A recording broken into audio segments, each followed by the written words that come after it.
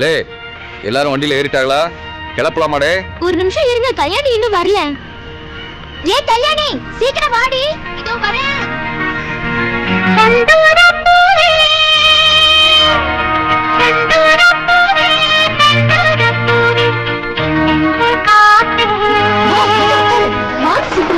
வந்துட்டேன்.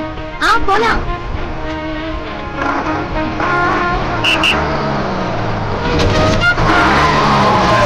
நல்ல வேலை கல்யாணிய கம்பி காப்பாத்திடுச்சு. நீ ஏன்டா கோழி குண்டு கணக்கா உருண்டுட்டு கிடக்க?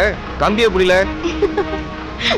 இல்லனே, திடீர்னு பஸ் எடுத்தீங்களா? அதான் போலாம் ரைட். நீங்க எங்க போகணும்?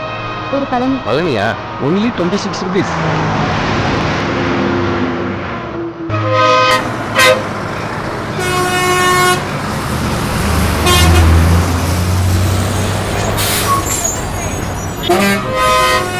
பஸ் ஸ்டாண்ட் வந்துருச்சு. ஆமா, பஸ் ஸ்டாண்ட் வந்துருச்சு. அப்ப நான் போறேங்க.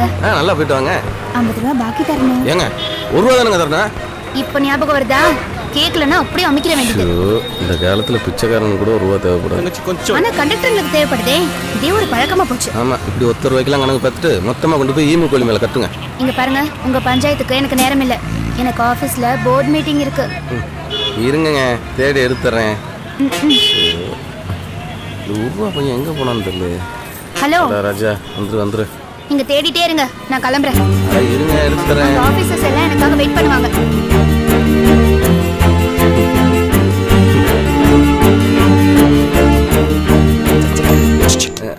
அண்ணே, என்னல காசு பையா லவ்வுற?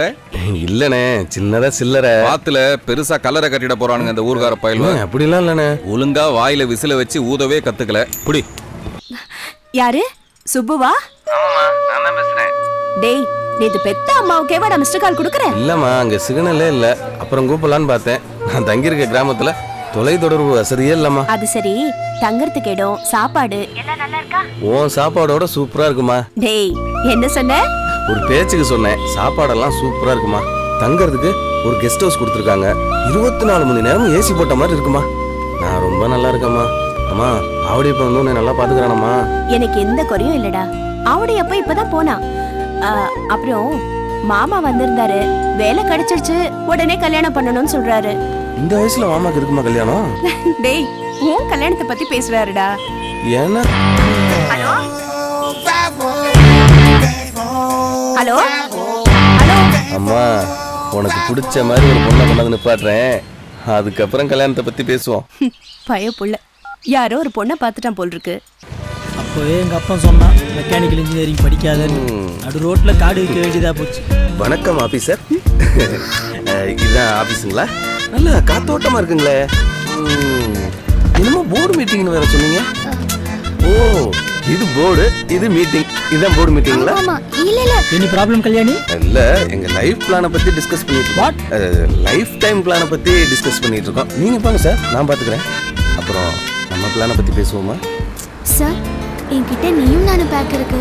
உங்க பேக்கெல்லாம் எனக்கு வேணாங்க, நான் இவங்கள்ட்டே பாத்துக்கிறேன். சார், ஆபீசர், உங்க லைஃப் பிளான்ல வாழ்க்கை பூரா எனக்கு வேல்டிட்டி இருக்குமா? இதுல எல்லா டீடைல்ஸும் இருக்கு, பாத்துக்கோங்க. ஏங்க, இத பார்த்து படிக்கிறதோட உங்க வாயால கேட்டு தெரிஞ்சுக்கிட்டா நல்லா இருக்கும். ஐயோ, இப்போ என்ன வேணுங்கிறீங்க? சரிங்க, நீங்க ஒர்க்க பாருங்க, நான் போய் என் ஒர்க்க பாக்குறேன். Officer, balance. Thank you.